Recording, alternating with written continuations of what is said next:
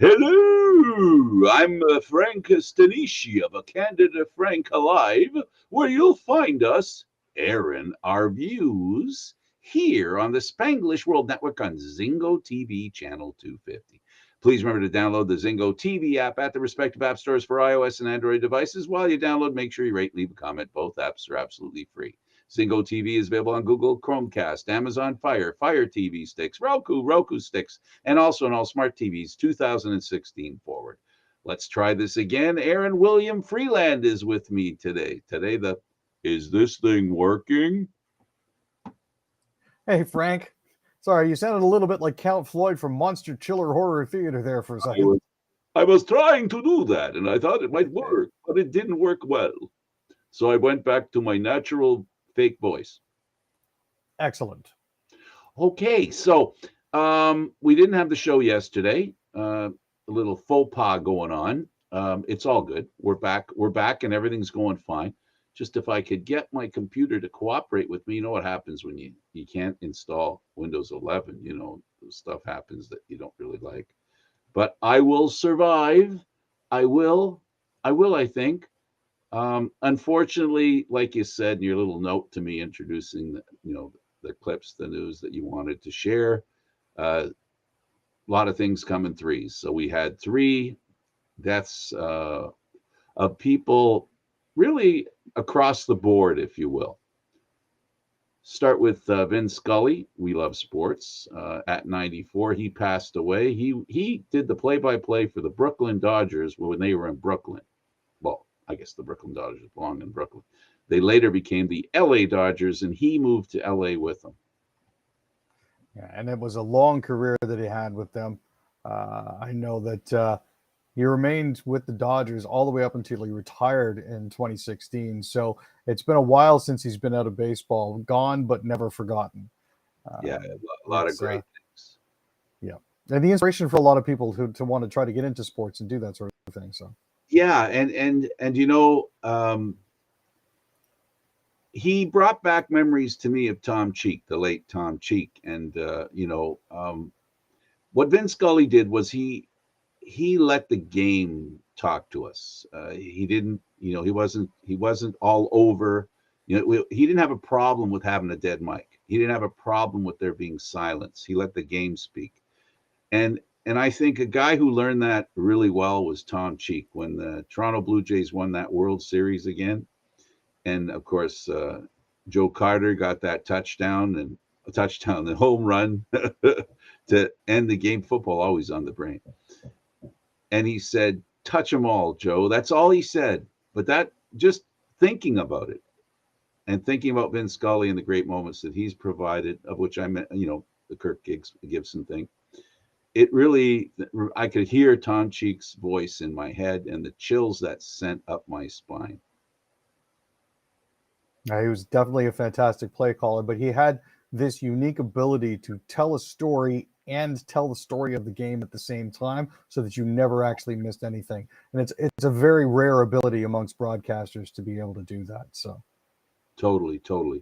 One of the great films, Disney's always been a very popular brand, but one of the movies that put them into a new, I guess you could say, a new generation, and then really hit that generation with movies. One of the first movies of that generation, which we talk about, Simba, Lion King. The movie that really started it all was The Little Mermaid, and the voice of The Little Mermaid passed away. Aaron, tell us about her. So Pat Carroll passed away from pneumonia. She was 95 years old when she passed away at her Cape Cod, Massachusetts home. Now, Pat, for those of you who aren't familiar with Pat's work, she had this incredible sense of comedic timing, which made her a great second banana to people like Mickey Rooney and Steve Allen and Charlie Weaver. She was on a lot of great shows. Her performances on Caesar's Variety Hour got her an Emmy in 1957. And, one of those, she had this great belly laugh and this great way of projecting emotion through her voice, which made her absolutely perfect for Ursula in The Little Mermaid. So unfortunately, she did pass. It's another one of those voices that I know we'd like to say gone too soon, but she did have an absolutely fantastic run. So Yeah. And you talk about that show, and it was a show that had Imogen Coca as well. And then there weren't many other women like Lucille Ball, Betty White. We know them all so well because the list was so short, and the list from that time gets shorter again as does happen. We get older, and at 95, she lived a pretty good life. Another woman that was legendary, and I would dare to say as legendary as either of the two we just mentioned, and her name is Nichelle Nichols. Now, you may remember her. I think everybody remembers Lieutenant Uhura. She was in Star Trek, and she was a black person in a TV show like that with a kind of a lead role, but mostly a woman, which was really rare. And the way she acted and the position she played didn't say she was black, and that's what made her position in the program so important. No stereotyping with her.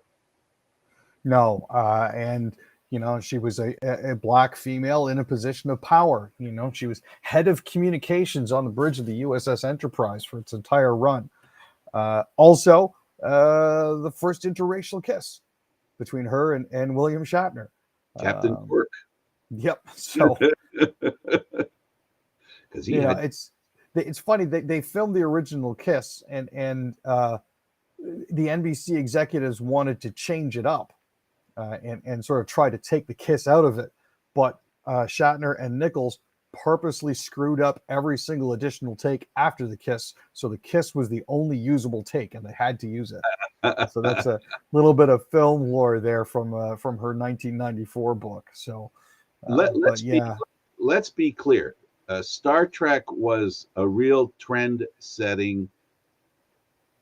I think really a not just a headstone, but a stone marker in life. It was the beginning of viewers, I think, anyway, in my opinion, where viewers told the industry what they wanted to watch. They wanted to take Star Trek away, and the fans of Star Trek said no way, and they clamored loud enough at a time when nobody realized that viewers actually had any say in anything, that they were just, take what you want. And I mean, we took whatever they told us. I mean, what else would explain that thing at night that would go? I love the fact that the fans brought that back. It was absolutely fantastic. The letter writing campaigns that they organized to try to keep the show on the air, including sending several hundred tons worth of fan mail to Paramount at the time, is what kept it going. I mean, she danced with Sammy Davis Jr. in Porgy and Bess. She was in James Garner's Mr. Budwing. She inspired people like Sally Ride and Ellison Onizuka to apply to NASA. That's how inspirational and important she was. Not only that, she caught the attention of Martin Luther King Jr., who praised her as a pioneer in the industry. So she'll be greatly missed. And she refused to take parts that she felt didn't express her in a way that she felt she should. So she stood for something and stood behind it and wasn't deterred to follow it through. So an admirable woman in a great situation. And I'm one of those people that wouldn't have known Star Trek even existed, Aaron, because I didn't watch it the first year. I watched it after the hullabaloo about bringing it back. Most people actually didn't catch it in its initial run. They caught it in syndication. So at least in that respect, they were successful. And now it spawned, the Next Generation, Deep Space Nine, Discovery, all that sort of stuff. It's thanks to work like her and the work of the fans that it continued. But will they admit it, Aaron? That's what I'm asking. No. Everybody saw it its first run, right? Link, link. 350,000 people at Skydome when the Blue Jays won the World Series both years. CFL, Ottawa 23, Toronto 19. Wow. Did Ottawa give Toronto a licking? And boy, that licking kept ticking. I got to be honest with you. That was, I think, the most emotionally uninvested in an Argonauts game I've been in a long time. Oh my! I sat down and just did not care. The offense didn't look like they were in it. The defense was decent, but they just looked like they didn't care. And as a result, as a fan sitting in the stands, I didn't care. The defense at the end of the first half, allowing that touchdown, what, with 46, 41 seconds left in the half. Yeah. Unbelievable. But listen, let's not Red Black fans, your team did great. They deserved the victory.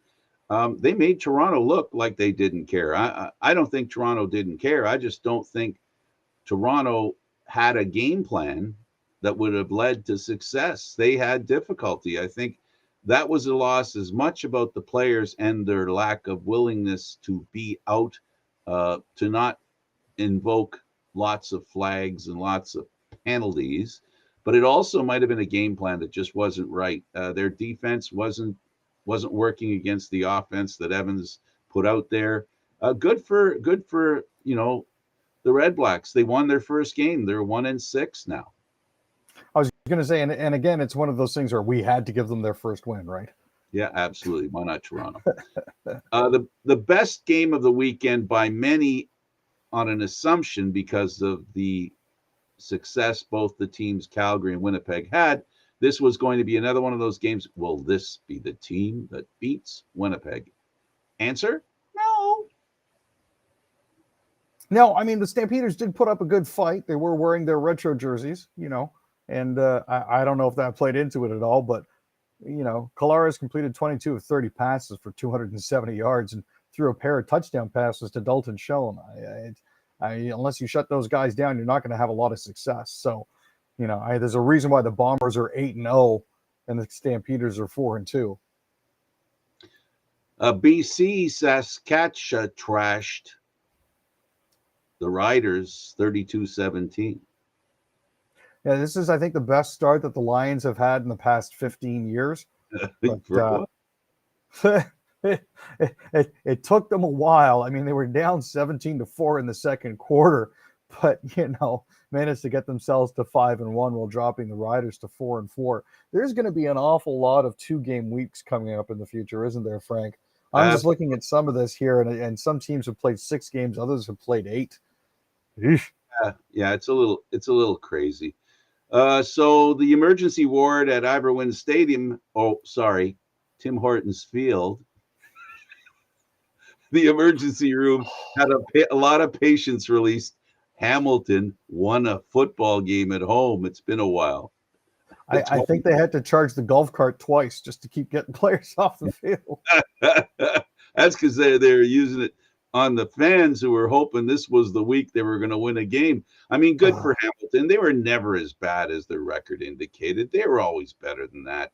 They had a quarterback, I think, that had the weight of the world on him. And I think the best thing that happened was they took the pressure off him and they brought in the ex-Montreal Alouette to cause problems for the present-day Alouettes. An industry twist of fate. Yeah, players always seem to play better when they play their old teams, right? So it's a little motivation, Aaron. It's just like when I leave this show and no, never mind. The NLL. Tell us about Brett Freeland. So yeah, this is a little bit interesting. I was actually kind of surprised to see this, and at the same time, a little bit gratified. Brett Freeland is the new commissioner of the National Lacrosse League. He's also president of NASCAR's Stewart-Haas Racing and former Brown University lacrosse captain. So, it's a bit of a surprise, but, he's known success at every turn of his career, from playing lax at a championship level at Brown to building one of the most successful properties in NASCAR racing, Stewart-Haas Racing. So that says a lot to his background. He's got a passion for almost everything that he does. It'll be interesting to see what goes on here. Freud was also a 2012 40 under 40 honoree. So we'll have to see exactly what happens here, but I'm anticipating big things. If he can do what he did for Newman Haas, then that's a good sign for the NLL. Well, they have, the NLL, the board or whoever picks the commissioner, they've done a great job of looking outside of the game and not not forcing themselves to look inside the game. And I think that gives one a different perspective. And I think the priority of bringing people in who are part of a successful team building process, I think that's a great idea. I have to commend the NLL. They've done a great job when it comes to bringing in commissioners, and it's not an emergency. They're bringing a commissioner in, everything's fine. They can there's no major concerns. He comes in and he can just pick up where the previous commissioner left off. By the way, I just want to warn you that if all of a sudden I slide this way, or if the internet disappears, we have a tornado watch in the neighborhood. So I had heard about that. I'm glad to hear that you're safe so far. So far, back downstairs in a few minutes. Major League Baseball. The Blue Jays win series over the Tigers. This has been a good thing for them. Chapman finally got out of his rut in the Jays 5-3 win. They lost the second game 4-2, but that was a chance for Soto, Fulmer, and Jimenez to showcase their skills as the trade deadline came up. Ross Stripling had a very good outing for the Jays in their 5-3 win. And, they further made things complicated towards trade deadline day by winning their fourth game of the series 4-1. Kevin Gausman then also had an excellent showing in the start of their next series against the Rays and winning 3-1. He allowed one hit over 8 innings, and the Jays finally beat the Rays, who always seem to have our number. This made it difficult for them to add more people at the trade deadline. The Jays did pick up some folk. They picked up Whit Merrifield from the Royals. They picked up Mitch White from the Dodgers, as well as Anthony Bass and Zach Pop from the Marlins. So they picked up a couple pitchers, 3 pitchers, sorry. So that would be Mitch White, Anthony Bass, and Zach Pop. And they also picked up Whit Merrifield. Yeah, pitchers are what they need. And they picked up Whit Merrifield, who hasn't played that well. I mean, his great seasons were a few years ago. He's a contact hitter. I guess they have a pretty good. They judge talent pretty well, but you don't win all the time. Mm-hmm. Hockey Canada, a woman says she fully cooperated with alleged sex assault investigation involving World Junior hockey players. Tell us more, Aaron. Well, the complainant in the 2018 case wanted to come forward and clear the air and say, look, this lady, Jane Doe, has fully engaged and cooperated with all the legal and formal investigations surrounding the team. Now, this is the lady who filed the $3.5 million lawsuit that Hockey Canada later settled. Hockey Canada had initially described the complaint as being not cooperative with the London police investigation, but her team is firing back, saying, actually, we did. Hockey Canada did also correct their statement, but at that point, it's the barn door is already open, the horse is already out. Why are you closing it? Let's see what happens. Yep. All right, the Canucks. Michael DiPietro's agent says the Canucks dropped the ball. Yeah, he's a little upset that they dropped the ball with his development. The problem was that they kept shuttling him back and forth on the taxi squad during one of the COVID years, and his agent. I'll give you a guess as to who it is.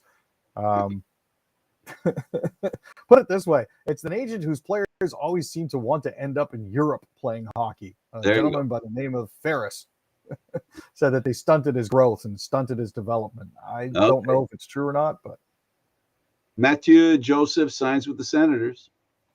So this is another offseason signing for them that they wanted to nail down. He signed a 4-year deal with the Sens. This will keep him locked up for a while now. It's a 4-year extension worth $11.8 million. Dominique Ducharme, former coach of the Montreal Canadiens, feels that he had blinders on, didn't have a clue what's going on. Yeah, he said he felt a little bit like a mushroom and kept in the dark and shoveled crap. Yep. Former NHL defenseman Roby Dodd joins Canadiens coaching staff as assistant. Now, originally he was with, I believe, a team in the QMJHL, but they hired him directly to start with Martin St. Louis.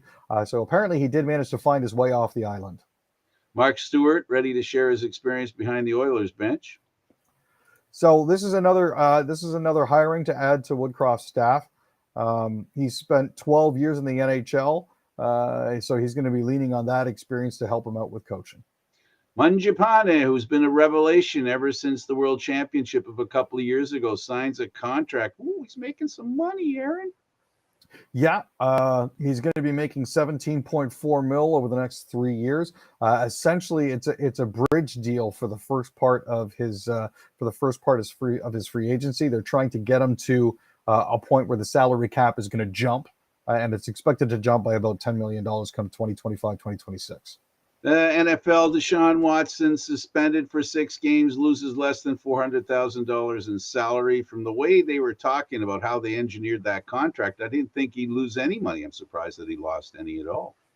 Well, there were a lot of people that are upset after the 24 different civil cases that he only ended up getting 6 games, which is less than a slap on the wrist. It's a negligible amount for him. So it's upsetting a few people. Yeah, so we'll give him less publicity. Federal government announces an $18 million HIV testing in Montreal AIDS conference. Yeah, now we mentioned this a couple. We were specifically at the new promises that the government was going to be making toward. The government finally did decide to pull the trigger on that, so they're going to be adding $17.9 million to expand HIV testing. So that's good news. So May's readying the green leadership bid. Yep. She asked Mike Morris to consider running, and made sure that she wasn't going to be stepping on any toes if he did decide to run. So as it turns out, I don't believe he is going to be running. So she'll have a chance to submit her application by next Friday, which is the deadline. So that's August 12th. And there you go. Here in Canada, our economy avoids contraction in May. Yeah, this is a good thing. I know down in the States, they've seen 2 consecutive quarters of declining returns and shrinking, but the Canadian economy basically stayed flat in May. Growth slowed down a little bit due to supply constraints and rising interest rates, but the current cycle of interest rate increases is expected to continue into the fall to help that. Real GDP was unchanged in May after a 0.3% expansion in April. Am I reading this right? Gas showdown in Saskatchewan to cut price below $1 a liter? Yeah, this is one of those gas wars. We've seen it happen in Ontario, but not as much lately. But the Esso Gas Plus bars in Blaine Lake, Saskatchewan, it's a town of about 500. They're having a bit of a price war. Yeah, wow. Noah's Ark Attractions sued insurance company for $1 million due to what, Aaron?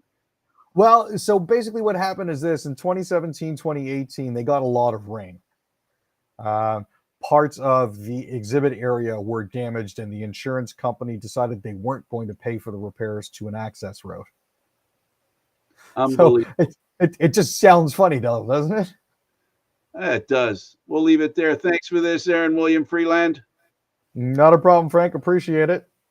For Aaron William Freeland, I'm Candid Frank Stanisci. Thanks for watching Candid Frank Live, Aaron, Mondays, Wednesdays, and Fridays at 6 p.m. Eastern Standard Time. This show can also be heard on the Spanglish World Radio Network. For Candid Frank Live, other news, entertainment, and sports programming we offer, please check out SpanglishWorld.ca. Spanglish World. Watch it, hear it, read it, download it, and live it. Thanks for watching, everybody. Ciao for now.